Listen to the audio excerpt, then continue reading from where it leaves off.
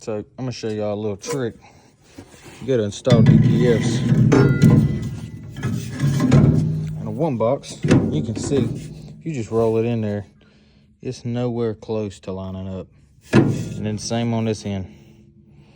I mean, it's kind of close maybe, but you're supposed to have a gap, and this thing's sitting crooked. So I'm gonna show you the easiest way if you got the one box off. Okay, so you stand the one box up on its end here.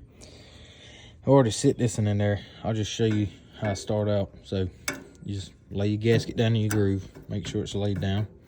And you're gonna take your other gasket clamp, this gasket and clamp, and these are one-time use in case you ever had to change them, but you just slide it over like this, and you're gonna slide it all the way up in here like so. It's kind of hard to do with one hand since I'm trying to record, but you're gonna have to kind of hold it up in there, get your filter slid across. What I'll do is I'll just lay it back here, sit my filter up there, kind of get it in place, and or almost over to here. Then I'll stick my clamp up there with one hand, slide my filter over, and then just kind of work it in. You can just let it drop down. But the easy thing, you got gravity helping you.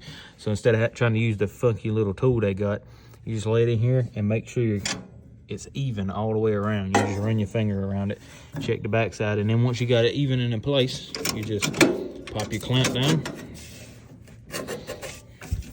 It's gonna be aggravating since I'm trying to record and move, but anyway, you'll pop this clamp down in place, and it ain't gonna do right for me. But once you pop your clamps down, just make sure it's even, try not to move it.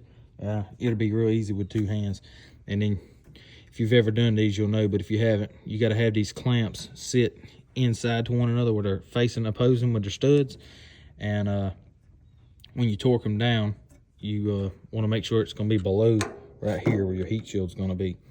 Once you get it there, I normally tighten this one up semi-snug. Then I'll tighten this one a little bit, get it snugged up. Then I'll go ahead and torque this one. And it torques to, I think, like 17 foot-pounds or something like that.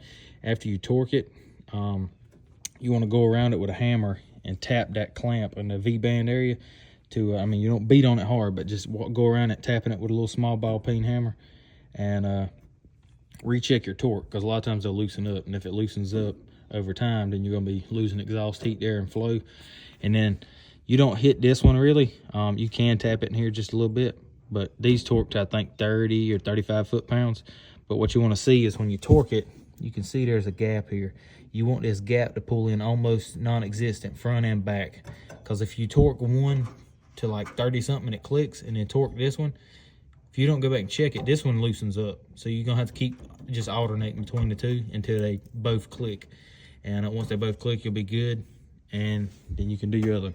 And like I say, you got to make sure they're all set inside enough to where they won't hit your heat shield, but you got to leave just enough gap to where the other clamps are going to fit in there and also not hit the heat shield when you torque them down. But a little easy tip someone taught me, and I hope it helps.